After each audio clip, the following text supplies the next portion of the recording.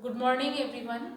जैसा कि last lesson में मैंने आपको बताया कि जो अपर्दन के जो 5 गतिशील कारक होते हैं, नदी, हिमानी, पवन, काष्ठ शिलाकृतियाँ और सागरीय लहरें, तो अपन ने नदी के द्वारा अपर्दन कार्य और निक्षेपण कार्य का अध्ययन कर लिया था तथा हिमानी के द्वारा जो हिम नदियाँ होती हैं उनके द्वारा अपर्दन व निक्षेपण का अध्ययन कर लिया था। उसी प्रकार आज अपन पढ़ेंगे वायु के द्वारा यानी पवन के द्वारा जो अपर्दन कार्य होता है और जो निक्षेपण कार्य होता है उसके बारे में आज अपन अध्ययन करेंगे। तो जो धरातल है, अपने धरातल पर जो पानी के द्वारा जो साधारण अपर्दन चक्र भी जिसको कहते हैं, साधारण अपर्दन जो होता है वो ही महत्वपूर्ण नहीं होता। इसके अलावा जो पवन होता है उसका जो अपर्दन कार्य और निक्षेपण कार्य होता है वह भी दर्शनीय होता है। ठीक है, जिस प्रकार जो पानी होता है वो निम्न अक्षांशों और मध्य अक्षांशों में पानी के द्वारा, बर्फ के द्वारा कई प्रकार की स्थलाकृतियों का निर्माण होता है। उसी प्रकार हमारे जो धरातल के ऊपर अपन कह सकते हैं कि जो पश्चिमी भाग है और जो मध्य का भाग है यानी 20 से लेकर 30 डिग्री के मध्य जो रेगिस्तान पाए जाते हैं, उन रेगिस्तानों के अंदर जो पवन होती है वो अपना महत्वपूर्ण कार्य करती है और महत्वपूर्ण कार्य करती हुई वह अपर्दन करती है और अपर्दन करके जिस तरह से नदी और हिमानी निक्षेप करती हैं उसी तरह से वह भी अपना निक्षेपण कार्य पूरा करती है। यदि बात करें हम पवन के अपर्दन की, तो पवन का अपर्दन है वो 3 रूपों में पूरा होता है। यानी जो पवन का अपर्दन है वो 3 रूपों में पूरा होता है। पहला है अपवाहन, दूसरा है अपघर्षण और तीसरा है सन्निघर्षण।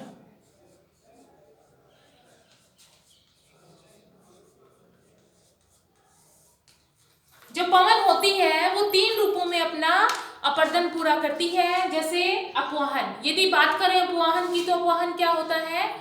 अप प्लस वाहन, यानी यह शब्द लैटिन भाषा से लिया गया है, यानी किसी वस्तु को उड़ाकर ले जाना। जब हवा बहती है तो वह उसके मार्ग में कई बार जो ढीली सैल आती हैं उन सैलों को वह तेजी से जब हवा उड़ती है तो वह उनको अपने साथ उखाड़ कर उड़ा कर ले जाती रहती है, जिसे अपवाहन की श्रेणी में रखा गया है। यानी अपने साथ जो बारीक मलबा और सैल, चूर्ण और बारीक रेत को उड़ाकर जब हवा अपने साथ ले जाती है उसे कहते हैं अपवाहन। इस तरह से जो अपवाहन की बात करें तो अपवाहन के द्वारा जो मिस्र की कतारा गर्त है और उसका निर्माण ऐसा माना जाता है कि अपवाहन की प्रक्रिया के द्वारा हुई थी, जो कि संसार के सबसे गहरी गर्त मानी जाती है। ठीक है, जो कि पवन के द्वारा निर्मित है। पवन के द्वारा निर्मित जो स्थल रूप है, जो कतारा गर्त है, वो एक गहरी गर्त है जो अपवाहन के फलस्वरूप जिसका निर्माण हुआ है। अब बात करें अपन दूसरे अपर्दन के कारक की, तो वो है अपघर्षण। यानी जब पवन चलती है, हवा चलती है, तो उसके साथ बारीक मिट्टी के कण होते हैं और वो मिट्टी के कण उसके सामने जो भी चट्टानें आती हैं उनको घिसती रहती हैं, उनमें कटाव करती रहती हैं, जिन्हें कहते हैं अपघर्षण। अब ये तो हो गया अपघर्षण। इसके अलावा तीसरा जो पवन का जो कारक है वो है सन्निघर्षण। तो सन्निघर्षण किसे कहते हैं? जिस तरह से अपघर्षण होता है उसी प्रकार से जो पवन होता है उसके साथ जो बारीक रेत होती है, पतली महीन रेत होती है, वो एक तरह से रेगमाल का कार्य करती है और उसके मार्ग में आने वाली कोई भी चट्टान को वो एक तरह से रेगमाल की तरह घिसती रहती है, जिसे कहते हैं सन्निघर्षण। तो इस प्रकार से जो पवन होता है उसका अपर्दन कार्य होता है वो 3 रूपों में पूर्ण होता है, यानी अपवाहन, अपघर्षण और सन्निघर्षण। ठीक है, उसी प्रकार से यदि पवन के द्वारा अपर्दन कार्य की यदि बात करें तो पवन के द्वारा जो की स्थलाकृतियों का निर्माण करती है, कई प्रकार के स्थल रूपों का निर्माण करती है, जिनका आज अपन अध्ययन करेंगे। तो सबसे पहले देखो छत्रक। छत्रक क्या होता है, ये देखो, जब पवन उड़ती है और उसके मार्ग में कई इस प्रकार की सैलें आ जाती हैं और उन सैलों पर वो लगातार टकरा कर सनी घर्षण के द्वारा उनको घिस घिस कर उसकी आकृति इस प्रकार से कर देती है कि वह एक छत्ते की भांति दिखाई देता है, जिसे छत्रक के नाम से जाना जाता है। ठीक है, यानी जो स्थलाकृति है वो दूर से देखने पर एक छत्रक यानी छत्ते की भांति जो दिखाई देता है उसे अपन कहेंगे छत्रक। ठीक है, उसके बाद इस प्रकार देखिए वातगर्त। वातगर्त क्या होता है, जैसा कि नाम से पता चल रहा है, वातगर्त यानी वायु के द्वारा जो गर्त बनाए जाते हैं। गर्त किनको कहते हैं, गड्ढे को कहते हैं। यह क्रिया है वो अपवाहन की क्रिया के द्वारा संपन्न होती है, यानी जब पवन होता है और वह जब चट्टानी भागों में जब हवा चलती है तो हवा चलने के कारण वहां पर जो अपन कह सकते हैं कि जो कमजोर संरचना वाली जो सैलें होती हैं वो धीरे धीरे पवन है वो उनको अपने साथ उड़ाकर अपवहन की क्रिया के द्वारा उड़ाकर ले जाता रहता है, जिसके कारण वहां पर छोटे छोटे गड्ढों का निर्माण हो जाता है।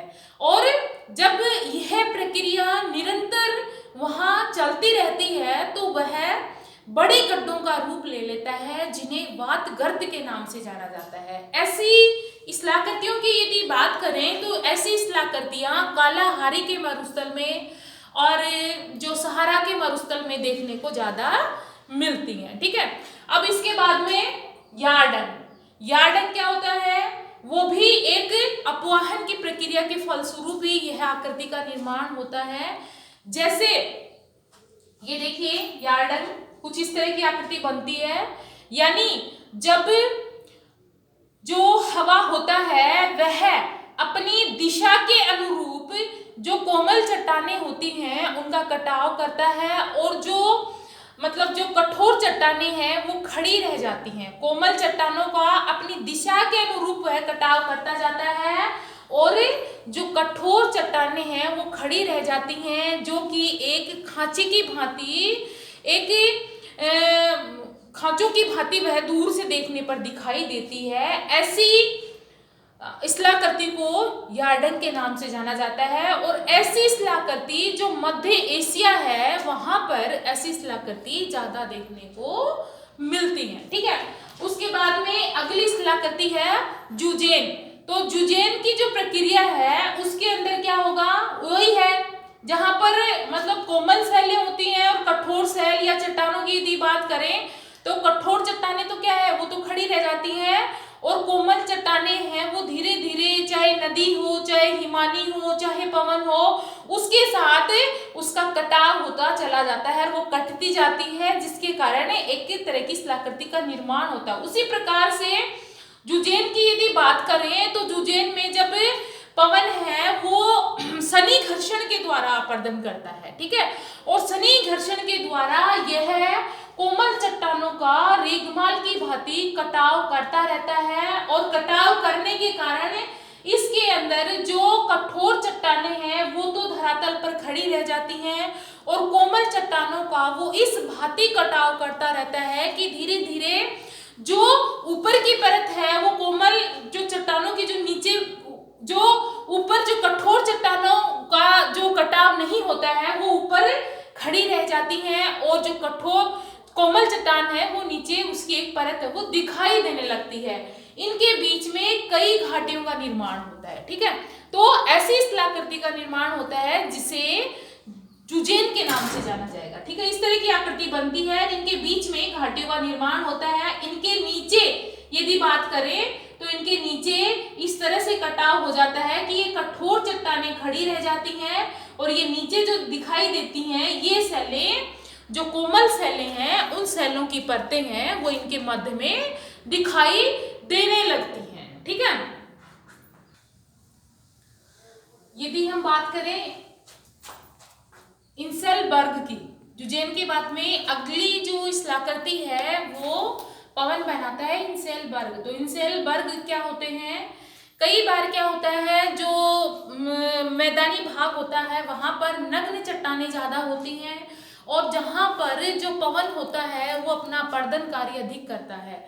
और एक समय ऐसा आता है कि वह वहां पर सिर्फ वो चट्टानें हैं वो एक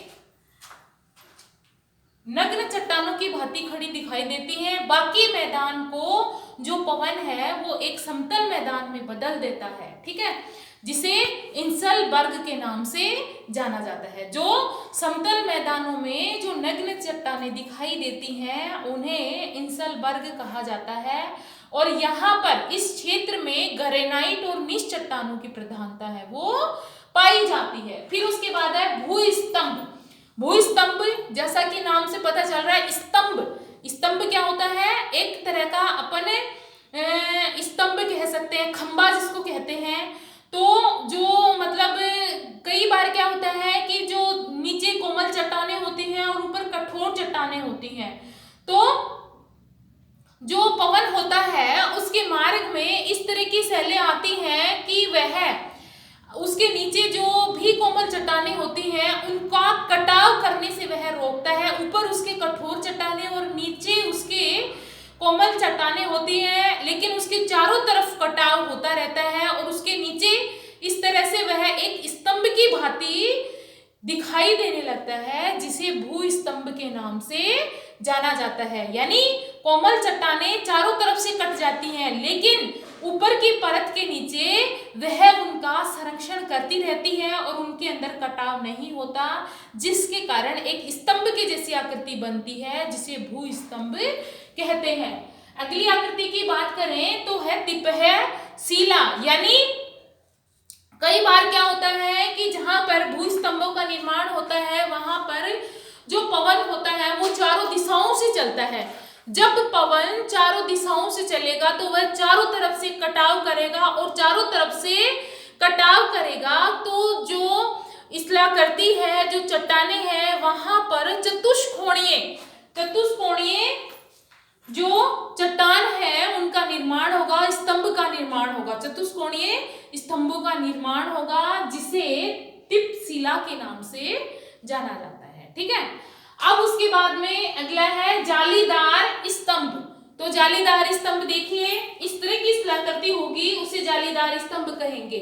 जब जो पवन होगा वो किसी शैल पर लगातार शनि घर्षण करता रहेगा, यानी उसे रेगमाल की तरह उसमें कटाव करता रहेगा, और जब वो उसके इधर से भी कटाव होगा और दूसरी दोनों तरफ से उसके लगातार जो पवन है वो अपना कार्य करता रहेगा, और उसके साथ जो बारीक रेत होगी वह कटाव करने के कारण इसके ऊपर जो जाली की जैसी आकृति बन जाएगी, छोटे छोटे छिद्र इसमें बन जाएंगे, जिसे जालीदार शिला के नाम से जाना जाता है। यानी चट्टानों के दोनों तरफ से जब पवन अपना कार्य करता है तो वह उनको दोनों तरफ से काटते हुए उनके अंदर छिद्र बना देता है, जो देखने में आर पार दिखाई देते हैं, जिन्हें जालीदार शिला के नाम से जाना जाता है, ठीक है।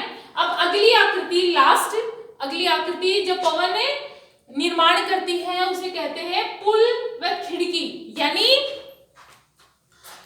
जिस तरह से जालीदार शिला का निर्माण होता है उसी प्रकार से जब पवन है वो लगातार निरंतर एक शैल के ऊपर अपना कटाव करता रहता है, वह उसको काटता रहता है, तो ये जो गड्ढे इन पे बनते हैं, ठीक है, छिद्र इन पे बनते हैं, वो गड्ढे और छिद्र है वो धीरे धीरे बड़ा रूप ले लेते हैं, जिन्हें दूर से देखने पर वह यानी एक खिड़की की भांति दिखाई देते हैं, जिसे पुल या खिड़की के नाम से जाना जाता है। तो इस प्रकार से जो पवन है वो भी हिमानी और नदी के द्वारा अपर्दन करता है, और अपर्दन करके अपने कई स्थल रूपों का निर्माण करता है, जो कई जगह पर, जैसे अपन बात करें जो